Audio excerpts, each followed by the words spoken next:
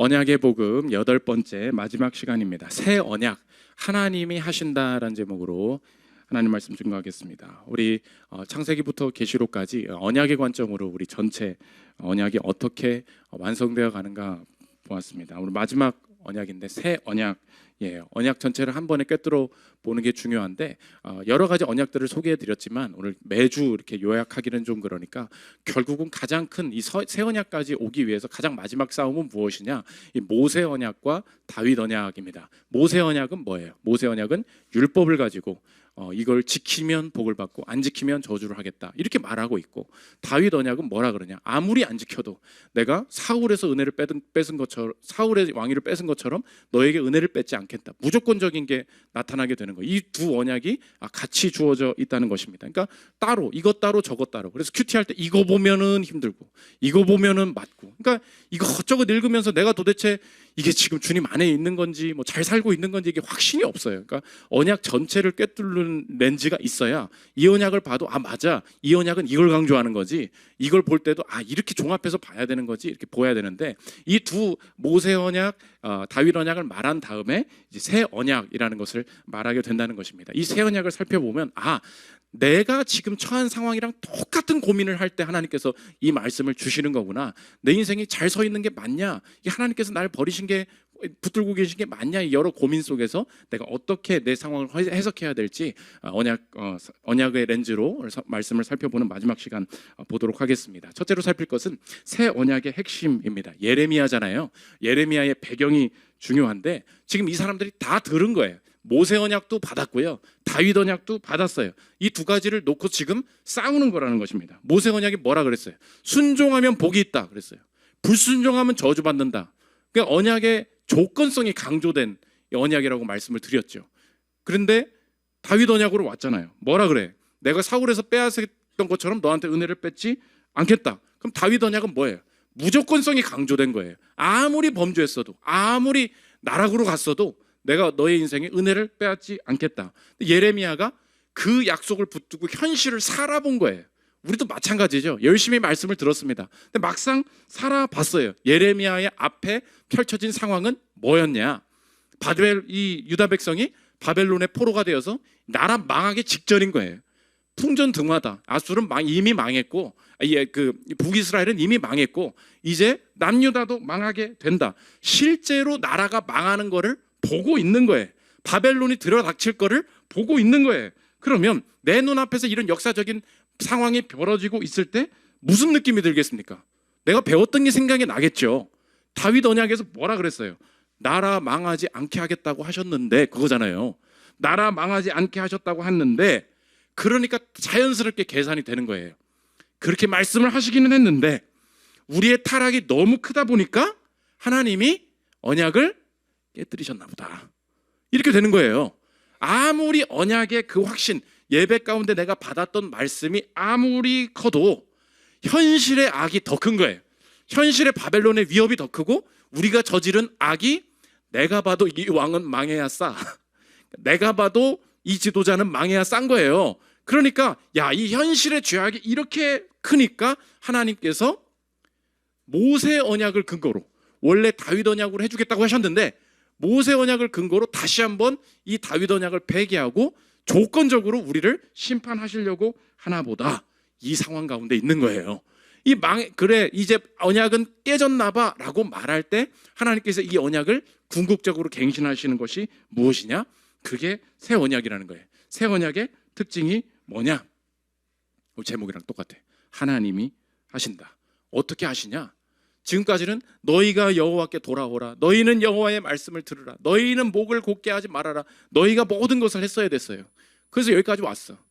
다 실패했는데, 그럼 이렇게 나라가 망해가는, 다 실패한 상황에서는 무엇을 붙들어야 합니까? 다윗 언약은 여전히 유효하다. 새 언약은 하나님께서 어떻게 하시냐? 이제 사람은 아무것도 하지 못하는데 하나님께서 직접 자신이 택한 자들의 마음에 율법을 기록하셔서 순종할 수 있도록, 순종할 마음도 주시고 신뢰할 마음도 주시고 돌이킬 마음도 주셔서 하나님이 직접 그 마음까지 마음의 율법을 새기는 일을 하시겠다. 31절 보십시오.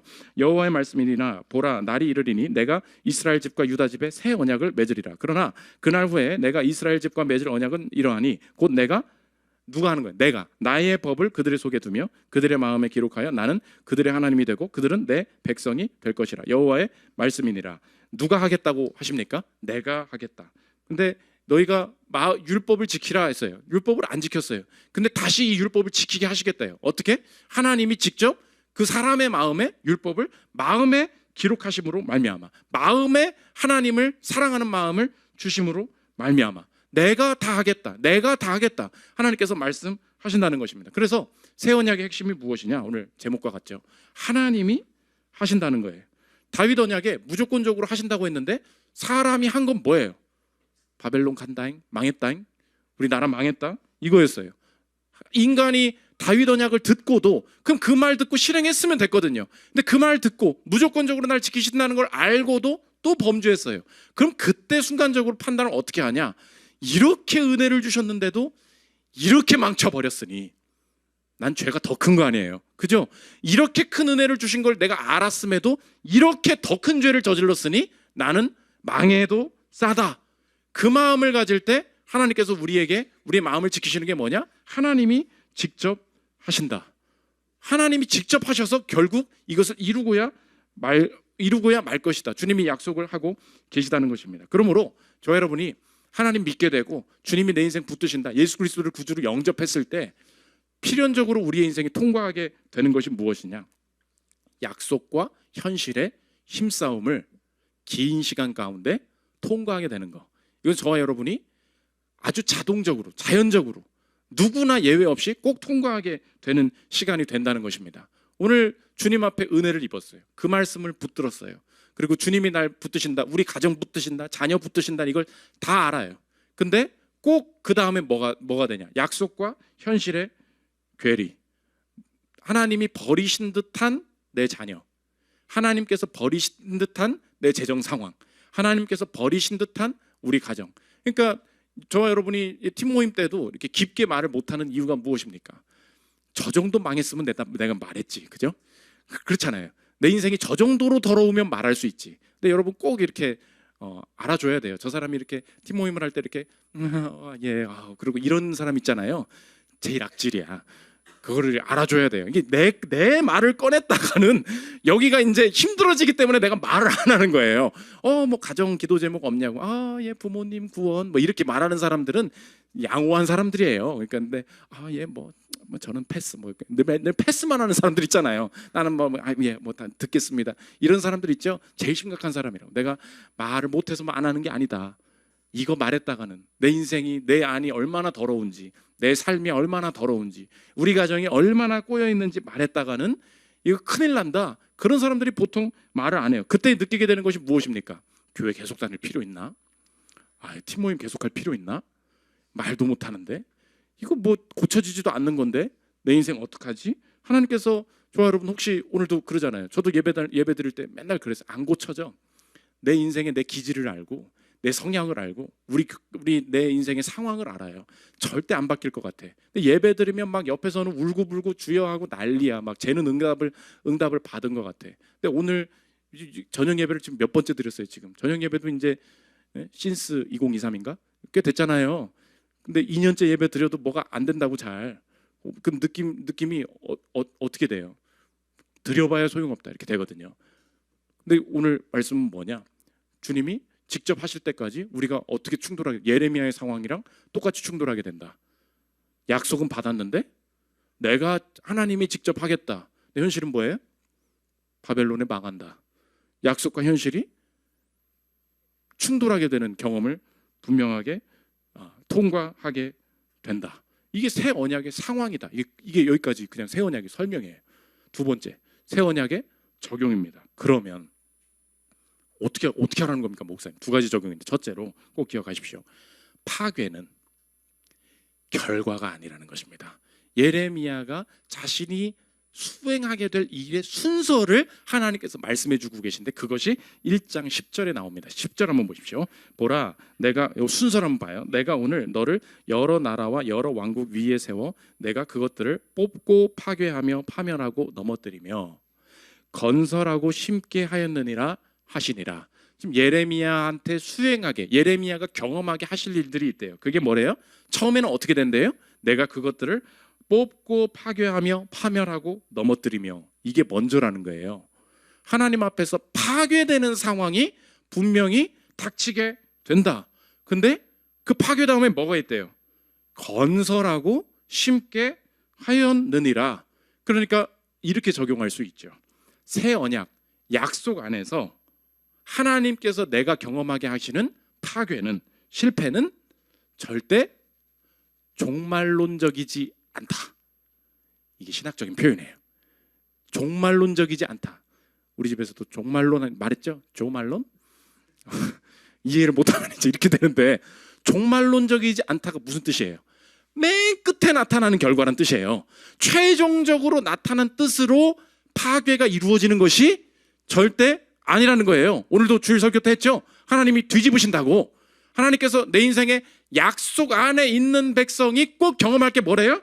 그것들을 뽑고 파괴하며 파멸하고 넘어뜨린다. 하나님께서 완전히 무너지게 하신다는 거예요. 근데 하나님께서는 그걸 뭐라고 하냐? 무너뜨리고 다시 세워야 된다는 거예요. 실패하게 하신 다음에 다시 세워야 된다는 거예요. 적절히 버티게 하시면 안 된다는 거예요. 그냥 망하게 하신다는 거예요. 그냥 무너지게 하신다는 거예요. 그때에 사람들이 뭐라고 유혹하냐? 거짓 선지자가 나타나서 뭐라 그러냐? 성전이 있을 때, 야, 이게 여호와의 성전이다 그랬어요. 근데 예레미야는 뭐라 그래? 아니야, 이거 망해. 이게 다 무너질 거야. 바벨론에 끌려갈 거야. 근데 거짓 선지자들은 무엇이냐? 괜찮다. 이게 성전이다. 이 말에 속지 말라는 거예요. 하나님이 함께 하시는 자녀라면 그 악 때문에 안 좋아지고 망하고 이상해지는 일들이 분명히 나타날 거다. 7장 3절 거짓 선지자들의 얘기입니다. 들어보십시오.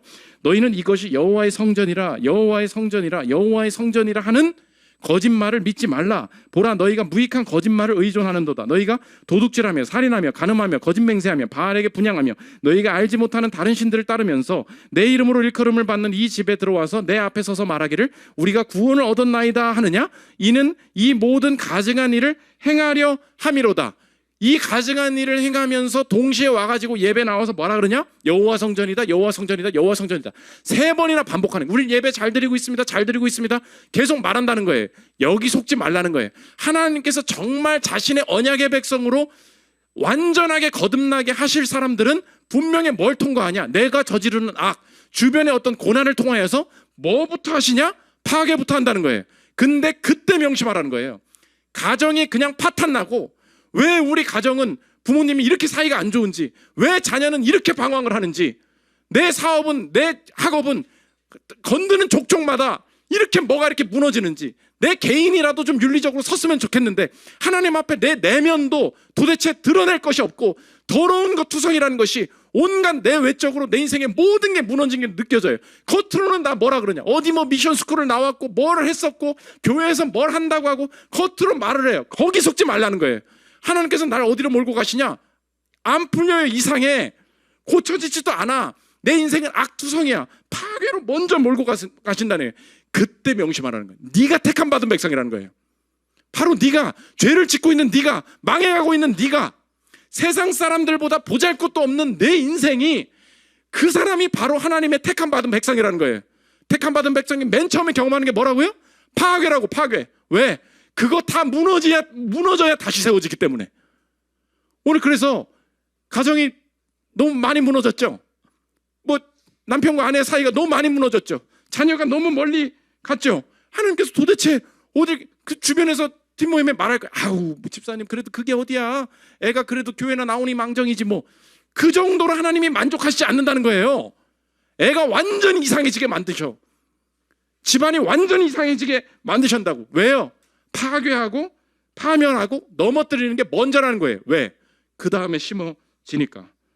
그래서 세상이 가는 2가지 길을 가지 마십시오. 첫 번째, 파괴가 오잖아요. 세상 사람들은 첫 번째, 무조건 실패했다 이렇게 말해요. 나쁜 일을 당했어 결국은. 그렇잖아요. 망한 거잖아. 나쁜 일을 당했으니까 하나님께서는 좋은 것을 다 이제 가져가셨고 결국 나는 기회를 놓쳤어. 인생의 기회를 놓쳤어. 젊음을 날렸어. 하나님께서 주신 기회를 다 날렸어.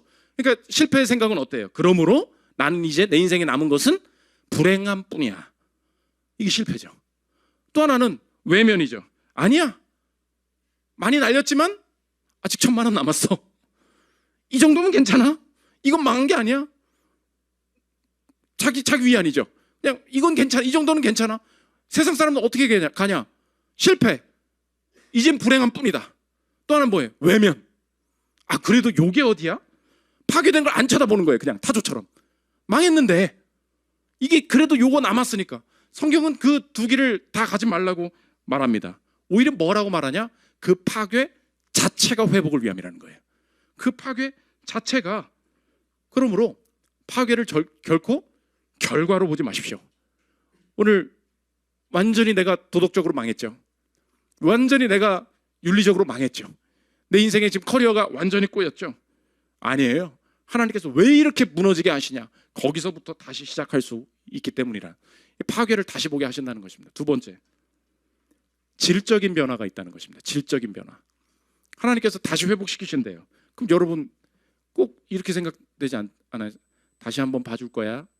근데 여러분 살아봤죠? 다시 한번 봐주면 내가 변화됩니까?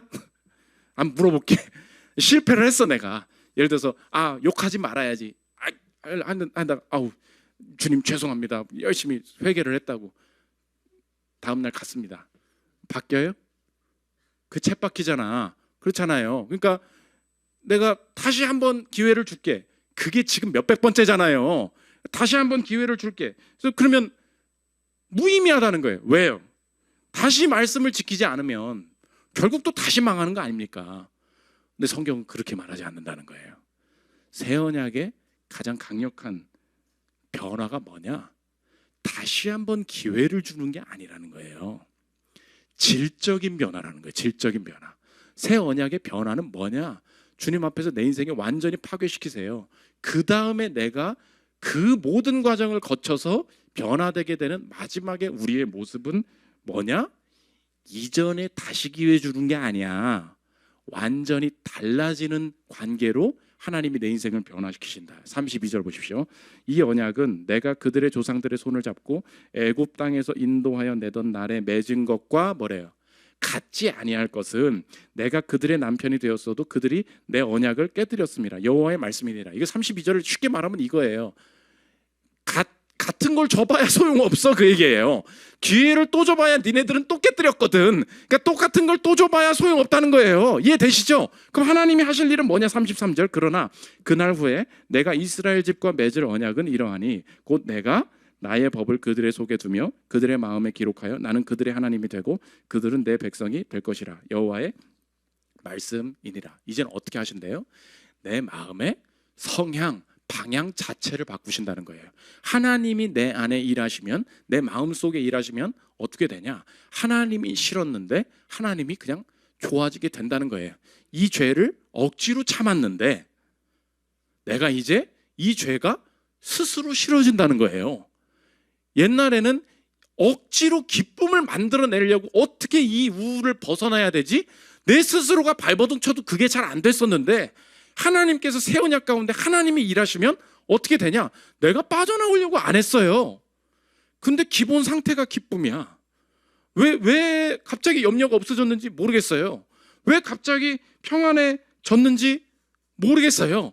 완전히 무너진 상태에서 나중에 고백하게 되는 게 뭐냐? 구호를 가져왔지 또. 한번 같이 읽도록 하겠습니다. 함께 읽겠습니다. 시작. 무너져가는 것 속에서 하나님만 드러나실 것이다. 다시 한번 읽겠습니다. 시작. 무너져가는 것 속에서 하나님이 드러나실 것이다. 그래서 오늘 읽진 않았는데 34절 보면은 여호와를 알라라고 말할 필요가 없다는 거예요. 여호와를 알으라고 말을 하지 말으래. 왜냐? 난 이미 여호와를 알고 있다는 거예요. 여호와를 찬양하라 예배하라고 말하지 말으래요. 그거 이제 안 해도 된대요. 왜요? 내가 예배하고 싶어지기 때문에. 이게 하나님께서 저와 여러분을 향한 계획이에요. 꿈이에요. 그렇게 하시겠대요. 안 믿겨지지? 그게 믿음이에요. 저 여러분, 그래서 각자의 영역 속에 통과하고 있는 망한 것 같은 영역들이 다 있을 것입니다. 인생의 전체에 내가 새 언약 안에 있음을 확신하는데 구체적인 영역들 속에서 그게 말이 돼? 라는 부분들이 있을 거예요. 오늘 믿음으로 확신해야 될 게 뭐냐? 하나님 이렇게 될 줄 믿습니다. 하나님이 하시면 됩니다. 하나님이 하시는 일을 보기를 원합니다. 그리고 나서 또 실패할 거예요. 그리고 나서 또 우울해질 거예요. 오늘 집에 가면. 그리고 나서 또 유혹에 빠질 거라고. 그럼에도 불구하고 믿어야 될 게 뭐냐? 아니야, 하나님이 하실 거야. 그때에 내 인생에 나중에 경험하게 되는 게 각자가 우리 인생에 그것을 경험한 다음에 다음의 삶을 경험한 사람들에게 한번 물어보십시오. 그럼 뭐라고 하는지 알아요? 오늘 외쳤던 말이랑 똑같아. 다 뭐라고 하시는지. 형, 그 담배 어떻게 끊었어요? 뭐라고? 하나님이 하셨지. 그래요. 그게 멋쟁이가 아니야. 멋부리려고 그 소리를 하는 게 아니에요. 자기도 알아. 이건 내가 끊을 수 있는 게 아니라는 거를. 내가 엄청 다혈질이었던, 엄청 혈기 부르는 사람이었어. 어떻게 이렇게 온유해졌냐고. 아유, 하나님이 날 꺾으셨지. 하나님이 하셨다는 거예요. 그 말밖에는 할 수 없는 일. 어떻게 이 남편 데리고 30년 살았어요? 답이 뭐예요? 하나님이 살게 하셨지 뭐. 그거예요. 그래서 이제 이 구절이 이해가 되는 거예요. 이게 뭐냐? 예레미야 33장 3절입니다. 같이 읽겠습니다. 시작. 너는 내게 부르짖으라. 내가 내게 응답하겠고 내가 알지 못하는 크고 은밀한 일을 내게 보이리라. 부르짖어라. 그럼 크고 은밀한 일을 내게 보이라. 그 은밀한 일이 뭐예요? 숨어있던 그 배우자, 숨어있던 그 직장, 연봉 높았던 그 직장. 그게 아니에요. 크고 은밀한 일이 무엇입니까? 다윗 언약의 회복이에요. 무조건적으로 붙드시는 그 백성은 절대 망하지 않고 결국 파괴되고 잿더미가 된 것 같은 가정과 자녀와 상황들 속에서 일어나더라. 그 마지막 상황까지에서도 이 약속은 언제나 유효해서 내가 알지 못하는 크고 은밀한 일, 이 그냥 잿더미와 같은 상황 속에서도 하나님께서 이끌어 주시는 선한 백성들이 망하지 않고 다시 회복되고 건설되는 일들이 내 눈앞에서 펼쳐질 것이다. 이게 새 언약을 통해서 주시는 이 다윗 언약의 온전한 회복이 된다는 것입니다. 마지막 세 번째, 새 언약의 완성입니다. 이 새 언약이, 다윗 언약이 우리에게도 동일하게 이루어진다. 다윗의 자손 예수 그리스도께서 우리에게도 이 언약이 오늘도 유효합니다라는 것을 예수님이 최후의 만찬에 이렇게 말씀을 해주셨죠. 누가복음 22장 19절 한번 보십시오. 또 떡을 가져 감사기도 하시고 떼어 그들에게 주시며 이르시되 이것은 너희를 위하여 주는 내 몸이라. 너희가 이를 행하여 나를 기념하라 하시고 저녁 먹은 후에 잔도 그와 같이 하여 이르시되 이 잔은 내 피로 세우는 뭐래요? 새 언약이니 곧 너희를 위하여 붓는 것이라. 이 언약이 우리에게도 유효합니다.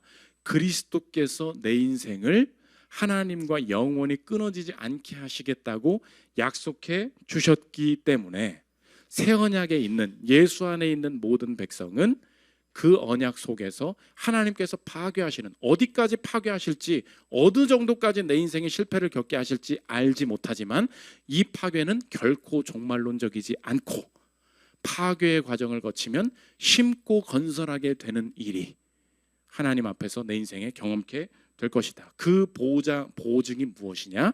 하나님께서 내 인생에 새 일을 행하시겠다는 증거로 예수 믿는 자에게 오늘 우리에게 주시는 게 바로 성령이라는 것입니다. 요한일서 4장 13절 보십시오.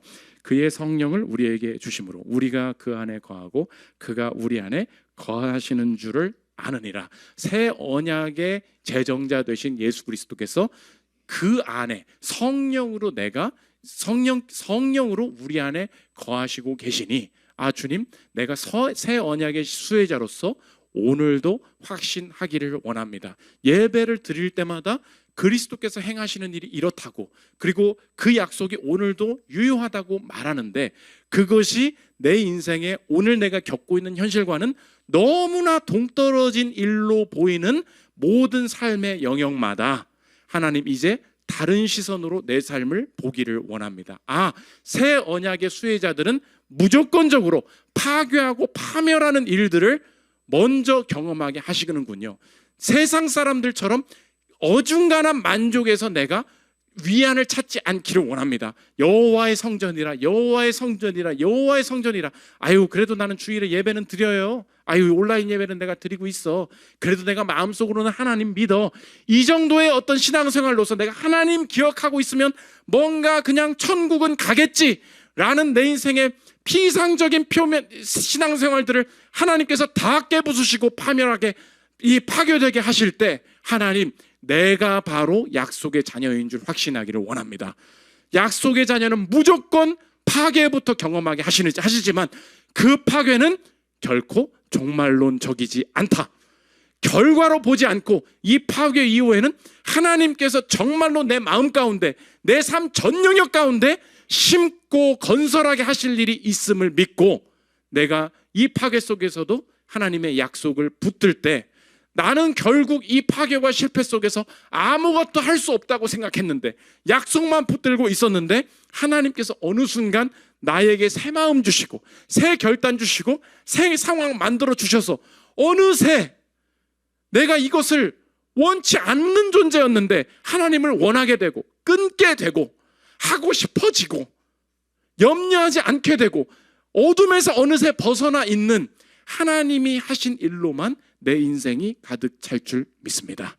내 인생의 마지막 고백 가운데 이 인생이 어떻게, 이 가정이 어떻게 여기까지 왔습니까라고 물을 때 하나님이 하셨습니다. 오직 그 고백만 넘쳐날 수 있는 새 언약의 수혜자 되는 저 여러분들 되시기를 기도합니다. 우리 찬양하고 기도하는 시간 갖도록 하겠습니다.